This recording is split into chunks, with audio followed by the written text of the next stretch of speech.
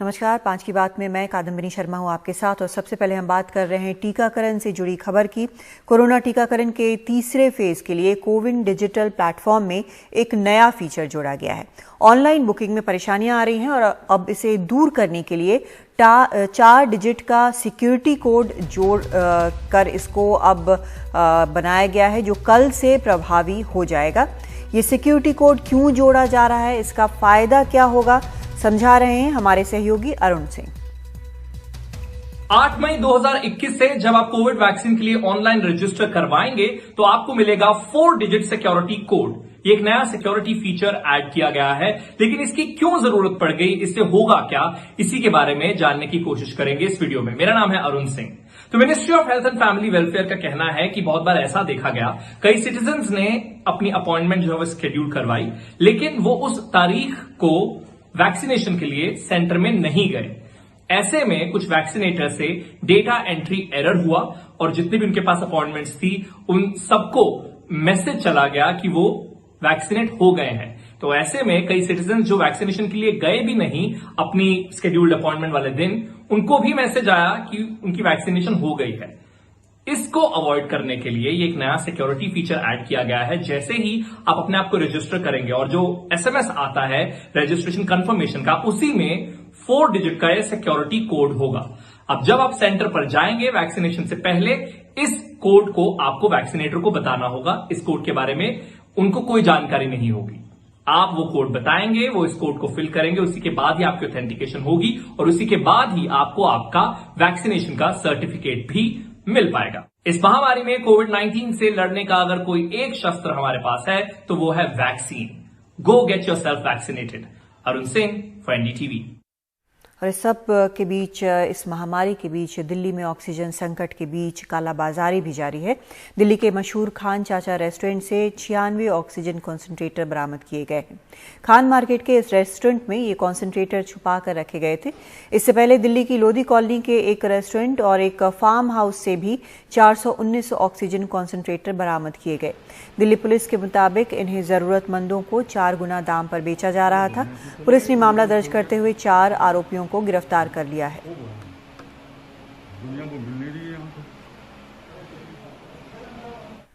मरीज को गुरुग्राम से लुधियाना ले जाने के लिए 1,20,000 रुपए वसूलने वाले एम्बुलेंस मालिक को पुलिस ने गिरफ्तार कर लिया है। इसे दिल्ली के इंद्रपुरी से गिरफ्तार किया गया। एम्बुलेंस चलाने वाली कंपनी के मालिक मिमोही कुमार बूंदवाल ने गिरफ्तार होने के बाद पीड़ित को पैसे वापस लौटा दिए। कल एनडीटीवी ने खबर दिखाई थी कि एम्बुलेंस वाले किस तरह मनमाना पैसा वसूल रहे हैं। इसी के बाद पुलिस ने जांच शुरू की।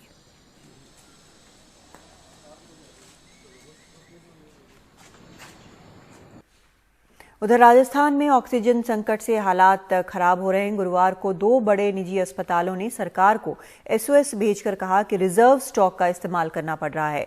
राजस्थान सरकार के मुताबिक उन्हें 615 टन ऑक्सीजन की जरूरत है, जबकि मिल 270 टन ही रही है। इसके चलते अस्पतालों में दाखिला मिलना भी बहुत मुश्किल हो गया है। राजस्थान के सबसे बड़े कोरोना अस्पताल आरयूएचएस से हर्षा कुमारी सिंह की रिपोर्ट। यहाँ जयपुर के सबसे बड़े कोविड अस्पताल आरयूएचएस में आप देख सकते हैं मेरे पीछे कि किस तरह से धीरे धीरे एम्बुलेंसेस की जो लाइन है वो बढ़ती जा रही है। ज़्यादातर लोग जो हैं अपने कोविड पेशेंट्स को एम्बुलेंस में भर भर के यहाँ ला रहे हैं, लेकिन सबसे बड़ी विडंबना यहाँ पर डॉक्टर्स के सामने ये है कि आईसीयू और आईपीडी में बेड्स नहीं हैं। ऐसे में नए एडमिशन्स को किस तरह से वो अंदर लें, इसलिए कम से कम 2 से 3 घंटे लग रहे हैं अब मरीजों को यहाँ एडमिशन पाने में। साथ में मुश्किल ये है कि ऑक्सीजन की कमी। राजस्थान सरकार कहती है कि बड़ी मात्रा में बेड्स अवेलेबल हैं, लेकिन ऑक्सीजन नहीं मिल पा रहा है। बार बार राज्य सरकार सेंटर से गुहार लगा रही है कि जितना ऑक्सीजन उनको एलोकेट किया गया है एक्टिव केसेस को देखते हुए उसे बढ़ाया जाए। और जो ऑक्सीजन की प्रॉब्लम है वो यहाँ आरयूएचएस में भी है, इसलिए समय लग रहा है मरीजों को एडमिट करने में। व्हीलचेयर पे ऑक्सीजन प्रोवाइड किया जा रहा है, वार्ड के अंदर ऑक्सीजन है, लेकिन जो सबसे बड़ी विडंबना डॉक्टर्स के सामने वो है कि जो पहले ही भर्ती मरीज हैं उनको ऑक्सीजन दें या जो नए मरीज आ रहे हैं उनको ऑक्सीजन दिया जाए। जयपुर से हर्षा कुमारी सिंह, एनडीटीवी इंडिया। उधर उत्तर प्रदेश के लखनऊ में अलग ही समस्या आ गई है। लखनऊ के सन अस्पताल को अपने यहां ऑक्सीजन की कमी की शिकायत करना महंगा पड़ गया। यूपी पुलिस ने उनके खिलाफ कार्रवाई की है। 5 मई को सन अस्पताल ने ऑक्सीजन की कमी का एक नोटिस दिया। बताया कि तमाम कोशिश के बाद ऑक्सीजन नहीं मिल रही और लोग अपने परिजनों को बेहतर इलाज के लिए कहीं और ले जाएं। यूपी पुलिस ने इसी नोटिस के आधार पर एफआईआर दर्ज कर ली है। पुलिस का आरोप है कि नोटिस का मकसद अफवाह फैलाना और कालाबाजारी को बढ़ावा देना है। पुलिस का कहना है कि उसकी जांच में अस्पताल में पर्याप्त ऑक्सीजन सिलेंडर पाए गए। अस्पताल इस एफआईआर को कोर्ट में चुनौती देने की बात कर रहा है। वैसे हाल ही में सुप्रीम कोर्ट ने भी कहा है कि पुलिस अगर किसी के खिलाफ इसलिए कार्रवाई करती है कि वो अस्पताल बेड या ऑक्सीजन की कमी की बात कर रहा है तो इसे अदालत की अवमानना माना जाएगा। इलाहाबाद हाईकोर्ट ने अपने एक आदेश में 2 अस्पतालों का जिक्र किया था और ये कहा था कि मीडिया रिपोर्ट्स में ऐसा आया है कि उन अस्पतालों में ऑक्सीजन खत्म हो गई है और अस्पताल के लोग कह रहे हैं कि वो अपने मरीज को कहीं हायर सेंटर ले जाएं जहां उनकी जान बचाई जा सकती हो। उसमें से एक अस्पताल जो है लखनऊ का गोमती नगर में सन हॉस्पिटल है। अब प्रशासन ने इसके ऊपर एफआईआर कर दी है। प्रशासन का ये कहना है कि उनके पास ऑक्सीजन थी लेकिन उन्होंने ये गलत बयान दिया जिससे पैनिक पैदा हुआ और ये पैंडेमिक एक्ट का उल्लंघन है। हमारे साथ सन हॉस्पिटल के मैनेजर अखिलेश पांडे जी हैं। क्या स्थिति थी, हम आपसे जानना चाहते हैं कि कितने सिलेंडर थे, कितने मरीज थे, क्या ये प्रशासन की बात सही है कि ऑक्सीजन था लेकिन आपने गलत बयानी की? सर मेरे पास उस दिन 3 तारीख को 38 मरीज थे जिसमें सारे मरीज ऑक्सीजन पे थे और मेरे पास 80 सिलेंडर का बैकअप है। 2 तारीख को जब मेरे पास 40 सिलेंडर बचे तो मैं बराबर प्रशासन को ऑक्सीजन ग्रुप इनका बना हुआ है तो उस पर मैसेज करते रहे कि मेरा 40 सिलेंडर 3 तारीख तक प्रोवाइड कराते रहे, नहीं तो 9 बजे ऑक्सीजन मेरा मॉर्निंग में 9 से 10 बजे के बीच में ख़त्म हो सकता है। लेकिन कोई रिस्पांस सरकार की तरफ से कोई रिस्पांस एकदम से नहीं आई। इसके बाद सर कहा जा रहा है कि और आप तीमारदार जो अपना मेरे पास जब नहीं हुआ 9 से 10 बजे ख़त्म हो गया तो मैंने उससे पहले 5 बजे मैंने नोटिस इसलिए लगा दी कि आपको कहीं ऑक्सीजन कहीं बड़े सेटअप पे मिल जाए तो आप वहाँ ले जाके एडमिट कराइए, नहीं आप पेशेंट मर जाएगा। यही मामला था सर। आगे फिर इसके बाद इन्होंने प्रशासन ने बोला एडीएम 2 बजे हमारे पास फ़ोन करते कहीं नोटिस क्यों लगाए? सर नोटिस तो अपने सेफ्टी में लगाया हूँ कि यहाँ अटेंडेंट और तीमारदार की मार खाऊंगा नहीं। एसडीएम साहब से बात हुई तो उन्होंने कहा आप 2 बजे कुछ ऑक्सीजन कंसंट्रेटर जब बहुत पेशेंट सीरियस थे तो कुछ ऑक्सीजन कंसंट्रेटर मैं मांग के चौक से लाके 4, 6, 7 मरीजों को लगवाया। और मैं ये भी कहना चाहता हूँ सर आप एक बार तीमारदार से पूछ लीजिए, मैं गलत हूँ तो मुझे सज़ा दीजिए, लेकिन निर्दोष होकर अगर सज़ा मिले तो उसमें कष्ट होता है सर। अब चाहे सरकार अपनी दामन बचा रही, चाहे अधिकारी अपना दामन बचा रहे हैं। अखिलेश जी बहुत बहुत शुक्रिया। तो अखिलेश पांडे ये सन हॉस्पिटल के मैनेजर हैं जिनका कहना है कि ऑक्सीजन सिर्फ कुछ घंटों का बचा था तब उन्होंने यहाँ पे नोटिस लगाई, क्योंकि अगर वो नोटिस नहीं लगाएंगे तो तीमारदार कहेंगे कि ऑक्सीजन खत्म हो गई थी और आपने पहले से बताया नहीं था। लखनऊ में कैमरामैन राजेश गुप्ता के साथ कमाल खान, एनडीटीवी इंडिया। कांग्रेस अध्यक्ष सोनिया गांधी ने देश में कोरोना संकट को लेकर आज केंद्र की मोदी सरकार पर निशाना साधा। कांग्रेस सांसदों के साथ वर्चुअल मीटिंग में सोनिया गांधी ने कहा कि सिस्टम नहीं बल्कि मोदी सरकार फेल साबित हुई है। सरकार ने देश के संसाधनों और शक्ति का सही इस्तेमाल नहीं किया।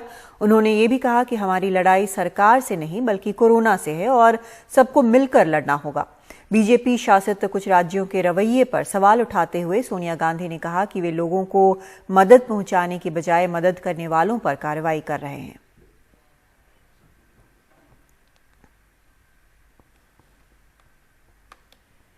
उधर कांग्रेस नेता राहुल गांधी ने भी कोरोना संकट के मुद्दे पर प्रधानमंत्री मोदी को अब फिर से चिट्ठी लिखी है।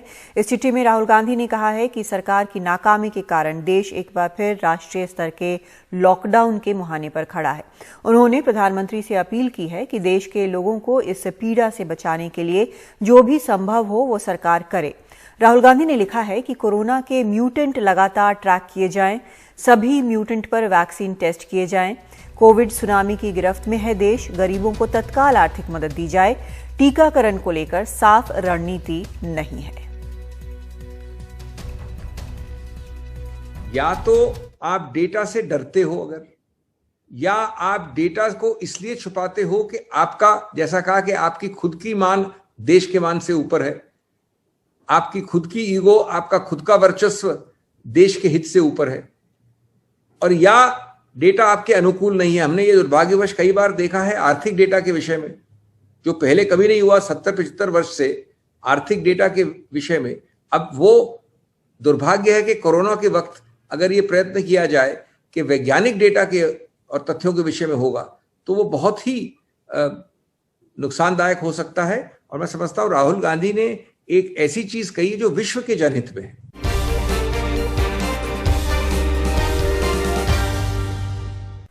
दिल्ली में ऑक्सीजन की सप्लाई के मुद्दे पर आज सुप्रीम कोर्ट ने केंद्र के रवैये पर नाराजगी जताई। सुप्रीम कोर्ट ने कहा कि दिल्ली को 700 मीट्रिक टन ऑक्सीजन की सप्लाई का जो आदेश दिया गया था वो सिर्फ एक दिन के लिए नहीं था। कोर्ट ने कड़ा रुख अपनाते हुए कहा कि केंद्र रोजाना कम से कम इतना सप्लाई करे, नहीं तो सुप्रीम कोर्ट को कड़ा आदेश पारित करना पड़ सकता है। दरअसल बुधवार की सुनवाई के बाद केंद्र ने दिल्ली को 730 मीट्रिक टन ऑक्सीजन की सप्लाई की थी, लेकिन दिल्ली सरकार के वकील ने आज कोर्ट से कहा कि ये सप्लाई फिर कम कर दी गई है, जिसके बाद कोर्ट ने नाराजगी जताई। दिल्ली सरकार के मुताबिक 6 मई को 577 टन ऑक्सीजन ही मिली है।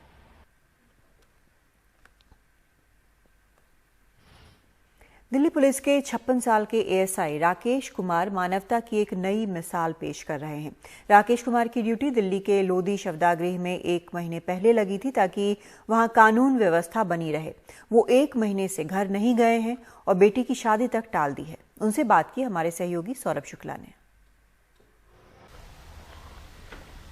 आपको मेरे पीछे 56 साल के एएसआई दिल्ली पुलिस के राकेश कुमार नजर आ रहे होंगे, जो लोधी शवदागृह दिल्ली में पिछले लगभग 1 महीने से ड्यूटी कर रहे हैं। चिता के लिए लकड़ी रखने से लेकर के अर्थी को कंधे देने तक पूरी तरीके से शमशान में जितनी भी ज़रूरतें होती हैं उन सब में आगे बढ़ चढ़कर हिस्सा ले रहे हैं और इनकी ड्यूटी यहाँ पर लगी है। अपने घर भी नहीं जाते हैं, इनको लगता है अगर घर गए तो संक्रमित हो जाएंगे और यहीं बैरक में ही सो रहे हैं। और देखिए किस तरीके से खुद एक अभी यहाँ पर शव आया है, उसके लिए खुद लकड़ियाँ रख रहे हैं एएसआई राकेश कुमार। दिल्ली पुलिस में ये यहाँ पर तैनात है निज़ामुद्दीन थाने में। और आप देखेंगे किस तरीके से जो यहाँ के कर्मचारी हैं लोधी क्रिमेटोरियम के, उनके साथ लगातार मेहनत कर रहे हैं। राकेश जी, ये बताइए कि आप यहाँ पर लकड़ियाँ भी रखते हैं, कंधा भी देते हैं, चिता भी लगवाते हैं और क्या क्या करते हैं? अग्नि भी करवाते हैं जी। जो जिसकी लावारिस बॉडी आती है जैसे वही फुकवाते हैं। कोई एक आदमी बुढ़ा आता है उसकी अर्थी भी धुआ के, कंधा धुआ के, लगवा के यहाँ लगवाते हैं जी। अच्छा जी, ये बताइए लगभग कब से आप यहाँ पर हैं तैनात? ये 13/4/2021 से जी। 13/4 लगभग 27 दिन हो रहे हैं। जी जी जी जी। तो ये बताइए कि आप घर नहीं गए तब से? नहीं सर, नहीं जी, घर नहीं गए जी, बैरिक में रहते हैं जी। बैरक में रहते हैं जी। ये बताइए आपको डर नहीं लगता? नहीं, डर किस बात का सर? डर किस बात का लगेगा सर? वैक्सीन लगवा रखी है दोनों जी, पूरी सैनिटाइज वगैरह सब कुछ रखते हैं सर। तो ये बताइए जो लकड़ी रखवाना या चिता लगवाना ये तो आपका काम नहीं है? ये तो सेवा है जी, एक मानव सेवा है जी। तो आप यहाँ सुरक्षा में तैनात है, लेकिन जब आप देखते हैं कि यहाँ के लोग कम हैं, स्टाफ कम है, तो आप भी जुट जाते हैं? हाँ, यहाँ स्टाफ कम है जी, कम स्टाफ है जी यहाँ पंडितों का जी। इनका ढोने वाला सेवादार सारे चले गए जी। सेवादार चले गए, गाँव चले गए या कुछ? नहीं, कुछ गांव चले गए जी, कोई अपने घर चला गया जी। अच्छा, यहाँ पर लोग हैं कम? कम है जी। और यहाँ पर हर रोज शव ज्यादा आ रहे हैं कोरोना के? हाँ जी, कोरोना काल में ज्यादा आ रहे हैं जी। अच्छा, ये बताइए कितनी अब तक आपने क्रियाकर्म करवाए हैं यहाँ पर? यहाँ करीब 1100-1200 करीब होगी सर। 1200 के करीब होगी जी। रोज कराते हैं? रोज करवाते हैं जी। सुबह कितने बजे आते हैं? सुबह 7 बजे से आ जाते हैं सर, शाम को 6, 6, 6:30, 7 बजे चले जाते हैं। जी, घर में कौन कौन है आपके? मेरे माँ बाप है जी, मेरे बच्चे हैं जी। तो घर में माँ बाप हैं आपके, माता जी कहते नहीं है कि तो क्या कर रहे हो? नहीं, ऐसी कोई बात नहीं कहती जी। नहीं, ऐसी कोई कुछ नहीं कहती है। वो कहते अपनी सेफ्टी रखना बस। हमारे बालन अफसर जो अधिकारी है बड़े, वे कहते ठीक है अपनी भी सेफ्टी रखना और काम भी करना। इनका कहना है कि काम जिंदगी भर किया है, लेकिन अगर उनको ये अवसर मिला है कि वो काम के साथ साथ लोगों की सेवा कर पाएँ तो वो उसके लिए आगे बढ़ चढ़ करके अपना पूरा जो उनके पास है वो पूरी जोर लगा रहे हैं, पूरा दम लगा रहे हैं। और इनका कहना है कि आगे भी वो ऐसा ही करते रहेंगे। सहयोगी मनोज ठाकुर के साथ लोधी क्रेमेटोरियम से सौरभ शुक्ला, NDTV इंडिया।